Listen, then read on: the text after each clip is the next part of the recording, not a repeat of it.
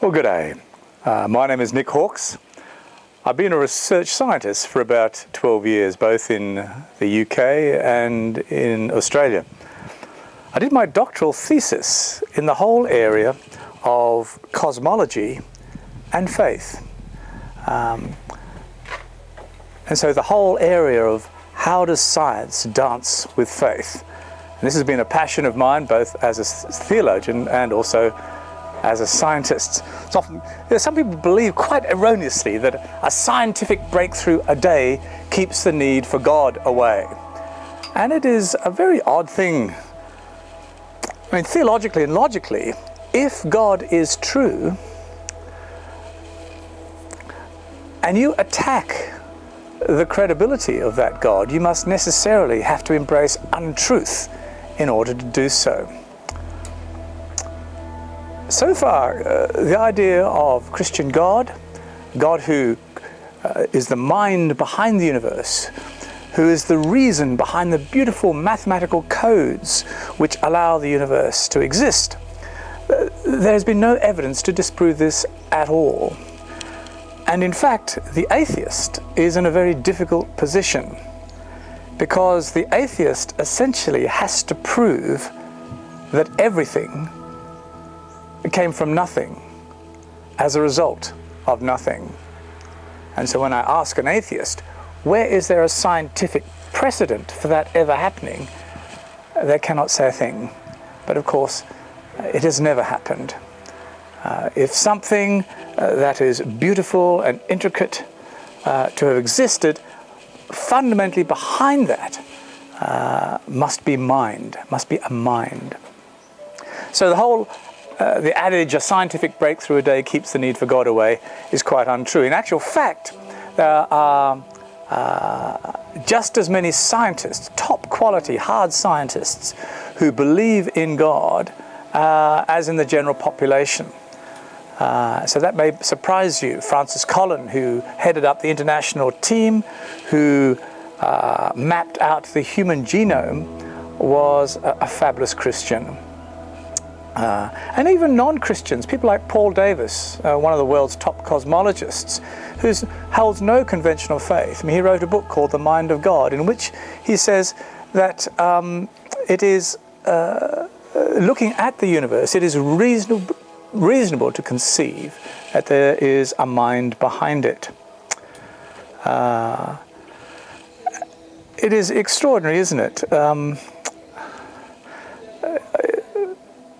The logic works like this, that if you, like me, believe in scientific truth and the whole discipline of science, which I think is a beautiful discipline, and I love it and have enjoyed it for many years, if God exists, then scientific truth, as well as theological truth, must have its origin in God, mustn't it? And therefore the two disciplines of science and faith cannot compete if they have the same origin. So that's the logic of it. What is probably not understood by people who are not scientists is that there are as many mysteries concerning science and the cosmos now, in fact more, than there were 20 years ago. It seems that for every mystery we uncover, a whole new mysterious world unravels. And it's quite extraordinary how and why life exists. Why does the universe exist? There was a famous English physicist by the name of Paul Dirac, who held Newton's chair of physics in Cambridge University, and he said this. He said, it's more important that an equation of the laws of nature be beautiful than that they be correct. And what he's saying is actually really significant, because he's saying that whenever we see an ugly equation, we know it's wrong. And so there is something about how the universe is put together which is actually inherently beautiful. It so intrigued me that I actually wrote a book about it, and here it is. Who Ordered the Universe? And I was commissioned to write this by a publishing company in England, who wanted to see evidence of God in places which is not often talked about. And so I began by talking about the evidence of God in the cosmos and how it's put together. The evidence of God in nature, quite extraordinary. What is this thing called life? What is the life force? Where has it come from? How did it come to be? But then we go into interesting areas and we talk about the evidence of God in mathematics, which is rather terrifying. But let me assure you, I'm a bad mathematician, so you don't actually have to understand maths. You just need the ability to go, wow, that's amazing. And to actually see that there are repeated numbers in the universe that keep cropping up at a subcellular level, at the level of the gene, right through to swirling galaxies in space. Repeated numbers. What are they? Why are they? And what is the significance? Now here's an interesting one. The evidence of God in suffering. Have you worked that one out? What is your understanding of suffering? The evidence of God even in death. The evidence of God in society. So we look at all of these things in Who Ordered the Universe. If you're interested in the book, then do go to my website. One of the things you can be sure of is that this universe is so remarkable that it deserves something more than a shake of the shoulders, a shrug of the shoulders, and easy dismissal. I think to do that, when God has gone to so much attention, detail, to get your attention, is not a wise thing. I mean, God has put the most extraordinary starry firmament there to prompt you to investigate the possibility of God. And that's all it's there for. It's quite extraordinary. And then has come as in person as Jesus Christ to show you what He's like, and then invites you to live according to His plans in this whole adventure of eternity as part of His community. Will you accept that? God doesn't force it, but He invites you. And it needs a certain humility to actually say yes to God. A couple of furphies fly my way occasionally. You maybe even mentioned some of them yourself or thought them. How can humanity be so important? Because the universe is so ridiculously large. How can we possibly think that we are significant?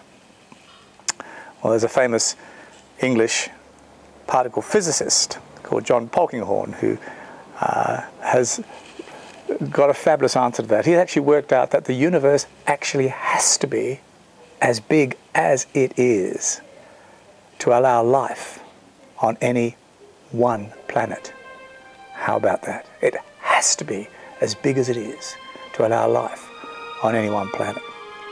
So if God wanted to show off a little bit, as well as to make you exist, the universe would have to look as it does.